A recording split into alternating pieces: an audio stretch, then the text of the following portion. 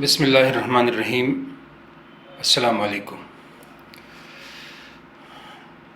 سامعین کرام، ناظرین آج آپ سے میں قرآن کے بارے میں اس عنوان سے بات کروں گا کہ وہ لوگ جن کے پاس قرآن کا علم نہیں ہوتا اور جو لوگوں کو مختلف ذرائع سے قرآن پڑھاتے ہیں یا پڑھتے ہیں، ان کے لیے یہ آج کا لیکچر ہے، یہ آج کا ویڈیو ہے کہ وہ اس چیز کو کتنا نقصان کا سبب بنا رہے ہیں ان لوگوں کے لیے جو لا علم ہے اور خود بھی لا علم ہے، اور وہ سمجھتے ہیں کہ ہم اس سے لوگوں کو فائدہ دے رہے ہیں۔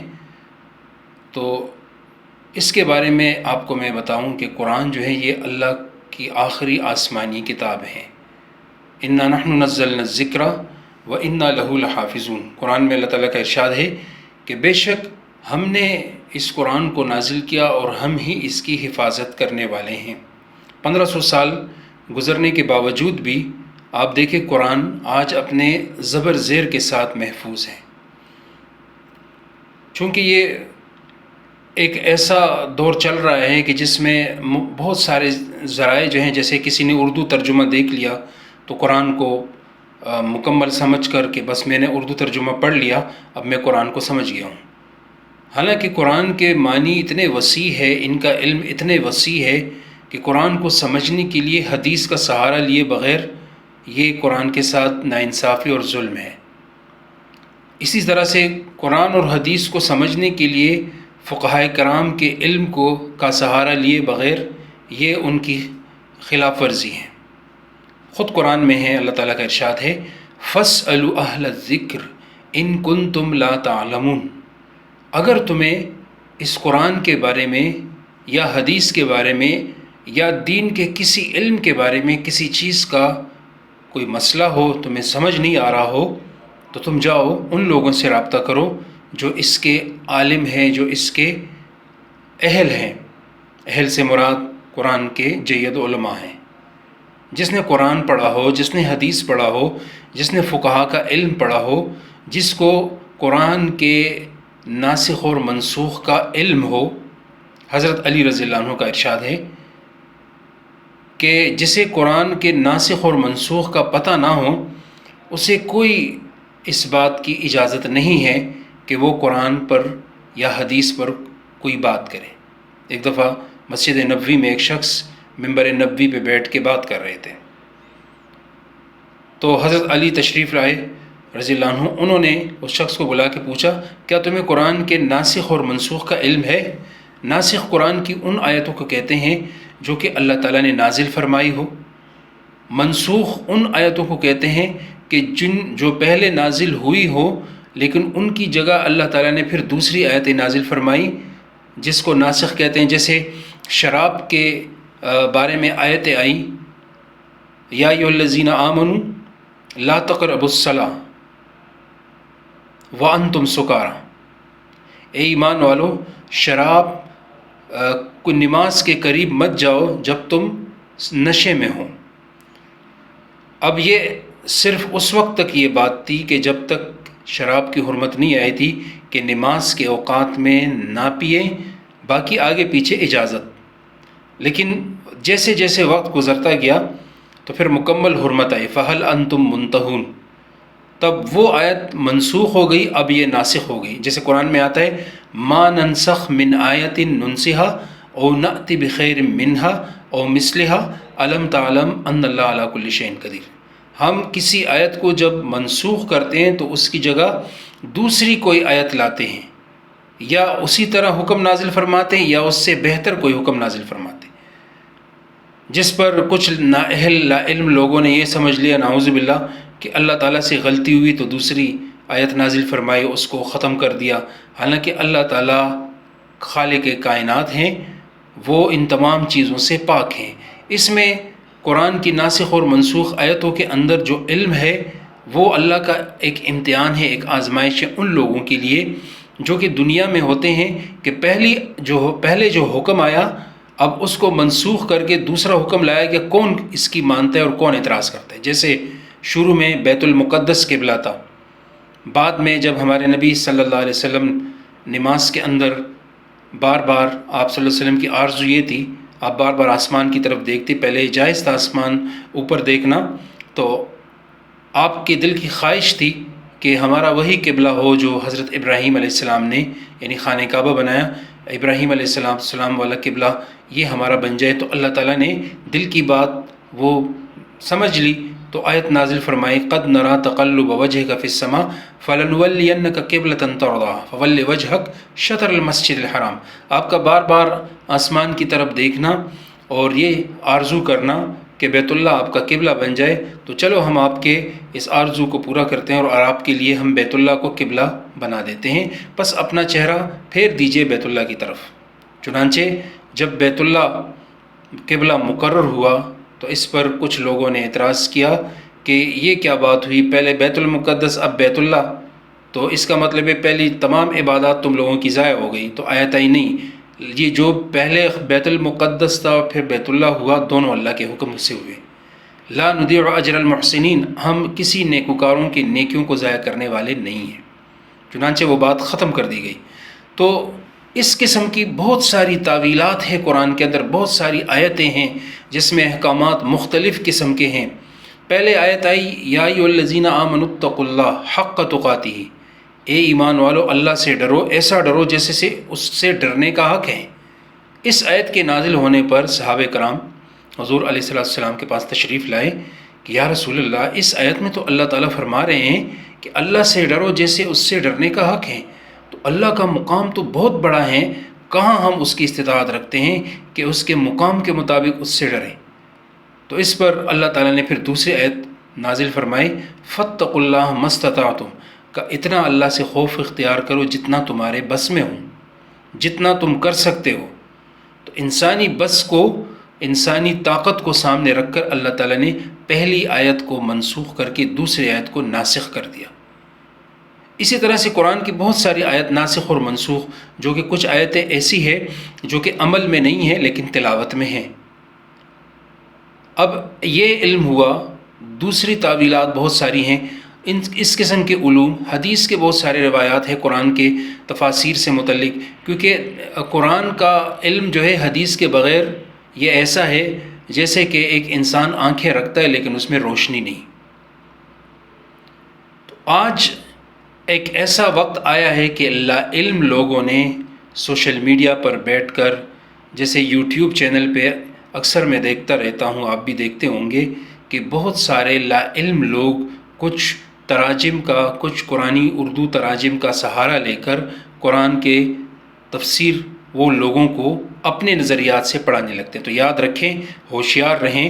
میں آپ کو اس اپنے چینل کے ذریعے یہ آگاہی دیتا ہوں کہ دیکھو، دینی علم کو سمجھنے کے لیے سب سے پہلے آپ جید مستند، آج کے دور کے صرف عالم نہیں، مفتی، کم سے کم 3 جید مفتی جس کے پاس دنیاوی علم بھی ہو، دینی علم بھی ہو، جو سمجھتا ہو کہ قرآن کے تعویلات، ناسخ منسوخ، حدیث، فقہ، یہ تمام چیزیں ان کے پاس موجود ہو، اس کے بعد آپ اس کے بات کو اور جید مفتی علماء سے تصدیق کر کے آگے کروائیں۔ بہت افسوس کی بات ہے کہ آج ہمارے مسلمان معاشرے میں سوشل میڈیا پر ایسی مذہبی مختلف قسم کے چینلز چل رہے ہیں کہ جس کی وجہ سے کافی لوگوں کے نظریات برباد ہو رہے ہیں اور ہو چکے ہیں۔ ایک کراچی کا میں نے سنا ہے، شیخ محمد کے نام سے کوئی ہے، جس نے، جو خود کہتا ہے کہ میں نے صرف FA کیا ہوا ہے، اور کسی مقامی مسجد میں کسی مولوی صاحب سے انہوں نے قرآن کا اردو ترجمہ کیا، اس کے بعد وہ بیٹھ کر اپنے چینل پر اتنے غلط طریقے سے قرآن کا ترجمہ کرتے ہیں اور وہ حدیث کو اور فقہا کو بالکل نہیں مانتے، بلکہ ان کا کہنا یہ ہے کہ اللہ تعالیٰ نے قرآن کو جو نازل کیا ہے وہ انسان پر نازل کیا ہے۔ پھر انسان میں وہ تمام رسولوں کو اس طرح کہتا ہے کہ رسول جو ہیں وہ تمام کے تمام اللہ کی طرف سے نازل ہوئے ہیں اور وہ اسی قرآن کے اندر ہے، اس کے علاوہ کسی رسول کا کوئی کلام نہیں ہے۔ یہاں تک کہ ہمارے نبی صلی اللہ علیہ وسلم کے بارے میں اس کا یہ اتنا غلط نظریہ ہے کہ آپ صلی اللہ علیہ وسلم کو اللہ تعالیٰ جو فرما رہے ہیں کہ قرآن میں من یطع اللہ و رسولہ کی جو اللہ اور رسول کی اطاعت کریں. اس طرح سے ان کا کہنا یہ ہے کہ رسول کی اطاعت کے بارے میں جو اللہ کا ارشاد ہے وہ قرآن کے اندر اس طرح سے ہے کہ بھئی آپ قرآن کی جو تعلیمات ہے وہی رسول کی تعلیمات ہیں. تو ان کا کہنا یہ ہے کہ بس یہی قرآنی تعلیمات رسول کی تعلیمات ہے، اس کے علاوہ کوئی نہیں. ان کا کہنا یہ ہے کہ قرآن کے علاوہ اگر میں کسی اور طرف رجوع کروں پھر تو قرآن کو میں نے تقسیم کر دیا. اتنا غلط نظریہ. فرشتے کے بارے میں ان کا کہنا یہ ہے کہ فرشتے کا ذکر قرآن میں ہے ہی نہیں، کہ قرآن میں روح الامین کا ذکر آیا ہے. حالانکہ روح الامین جو ہے وہ سید الملائکہ حضرت جبرائیل علیہ السلام کا لقب ہے جو قرآن میں آیا ہے. اس قسم کے بہت سارے غلط نظریات ہیں. کراچی سے کوئی تعلق رکھنے والا ہے اور ہمارے بعض ناسمجھ پڑھے لکھے لوگ ان کے اس غلط جال میں آ کر ان کو بہت اہمیت دے رہے ہیں. تو اور اس قسم کے بہت سارے اور میں نے سنے ہیں چینل جو لا علم لوگ اس قسم کے فاسد نظریات سامنے رکھ کر وہ سمجھتے ہیں کہ ہم اچھا کام کر رہے ہیں. تو برائے مہربانی اس سے آپ بچے رہیں. جب قرآن میں اللہ تعالیٰ کا ارشاد ما کان محمد ابا احد من رجالکم ولکن رسول اللہ و خاتم النبیین، محمد صلی اللہ علیہ وسلم مردوں میں سے کسی کے باپ نہیں، اللہ کے رسول ہیں اور آخری رسول ہیں، آپ کے بعد کوئی رسول نہیں. تو اللہ تعالیٰ نے خود قرآن کے اندر ارشاد فرمایا ہے وَأَنزَلْنَا إِلَيْكَ الْكِتَابَ لِتُبَيِّنَ لِلنَّاسِ مَا نُزِّلَ إِلَيْهِمْ. اے نبی ہم نے آپ صلی اللہ علیہ وسلم پر یہ کتاب اس لیے نازل فرمائی قرآن کہ آپ لوگوں کو اس کی تشریح کرے، اس کی وضاحت کرے. تو ایک آدمی اگر حدیث کی طرف نہیں جائے گا تو قرآن کو کیسے سمجھے گا؟ قرآن میں تو کہیں نہیں آیا کہ نماز اتنی رکعت پڑھو، زکوٰۃ اتنی دو، روزے ایسے رکھو، معاملات ایسے کرو، معاشرت ایسے کرو. وہ تو قرآن کی اس ایک آیت سے ثابت ہے لَقَدْ كَانَ لَكُمْ فِي رَسُولِ اللَّهِ أُسْوَةٌ حَسَنَةٌ کہ تمہارے لیے زندگی گزارنے کا بہترین نمونہ جو ہے وہ ہمارے نبی صلی اللہ علیہ وسلم ہے. تو یہ شیخ محمد لوگوں کو اس بات پہ بھڑکا رہا ہے، اس بات پہ یہ تیار کر رہا ہے کہ قرآن کے علاوہ کوئی کتاب نہیں. تو اگر حدیث کا منکر ہوتا ہے کوئی تو وہ تو اسلام کے دائرے سے خارج ہو جاتا ہے. فقہا کا علم جو ہے وہ تو حدیث کے اور قرآن کے معنی کے اندر خود موجود ہے. فَاسْأَلُوا أَهْلَ الذِّكْرِ إِن كُنتُمْ لَا تَعْلَمُونَ کا مطلب یہی ہے کہ اہل علم سے رابطہ کرو اگر تمہیں کسی چیز کا علم نہیں ہے. وہ نہ حدیث کے ماننے والے ہیں کیونکہ حدیث حضور علیہ السلام کے ارشادات کو وہ قرآن سے باہر کا نام دیتے کہ قرآن میں کہیں بھی یہ نہیں آئے کہ آپ قرآن کے علاوہ کسی اور کتاب پہ رجوع کریں. ان کا تفسیر ترجمہ ہی غلط ہے. یعنی اس نے تمام دنیا کے جید علماء مفتیان اور تمام کو نظر انداز کر کے اپنا ایک ایسا نظام بنایا. وہ کہتے ہیں کہ قرآن جو ہے مجھ پہ نازل ہوتا ہے. تو اس قسم کے لوگوں کے نظریات کو سامنے رکھ کر آپ سے میں یہ گزارش کر رہا ہوں کہ ایسے لوگوں کو اگنور کریں اور ان کو کوئی اہمیت نہ دیں. انشاءاللہ آئندہ میں آپ کے ساتھ کچھ اور موضوعات سامنے لا کر بات کروں گا.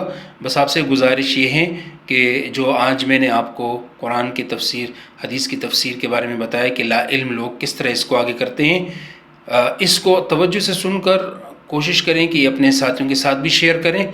اور دوسری بات یہ ہے کہ حدیث میں آتے من قال حدیث بالرائے فلیتبوأ مقعد فی النار، جس نے حضور علیہ السلام کے بارے میں کوئی غلط یا جھوٹی حدیث نقل کر کے لوگوں کو آگے کی وہ اپنے لیے جہنم میں گھڑا دیکھ لیں. یا من قال حدیث بالرائے فلیتبوأ مقعد فی النار، جس نے قرآن کے بارے میں، تفسیر کے بارے میں کوئی غلط رائے اختیار کی وہ بھی اپنے لیے جہنم کے اندر گھڑا دیکھ لے. تو چنانچہ ان تمام روایات کو سامنے رکھ کر آج آپ سے میں نے یہ بات کر لی کہ برائے مہربانی قرآن اور حدیث اور فقہائے کرام کے علم کو معمولی نہ سمجھیں. ان کے انتھک محنتیں ہیں، ان کے بغیر تو ہماری عدالتیں بھی نامکمل ہیں. چنانچہ آج اسی موضوع کو سامنے رکھ کر میں آپ سے گزارش کرتا ہوں کہ اس چینل کو سبسکرائب کرنے کے ساتھ ساتھ کوشش کریں کہ آگے پھیلائیں. انشاءاللہ آئندہ نئے موضوعات کے ساتھ آپ کے ساتھ میں دوبارہ بات کروں گا. اگر آپ کے کوئی سوالات ہو یا آپ نے کچھ پوچھنا ہو تو نیچے کمنٹس میں آپ مجھے پوچھ سکتے ہیں. انشاءاللہ آپ کو میں تسلی بخش جواب دوں گا. اللہ حافظ. السلام علیکم.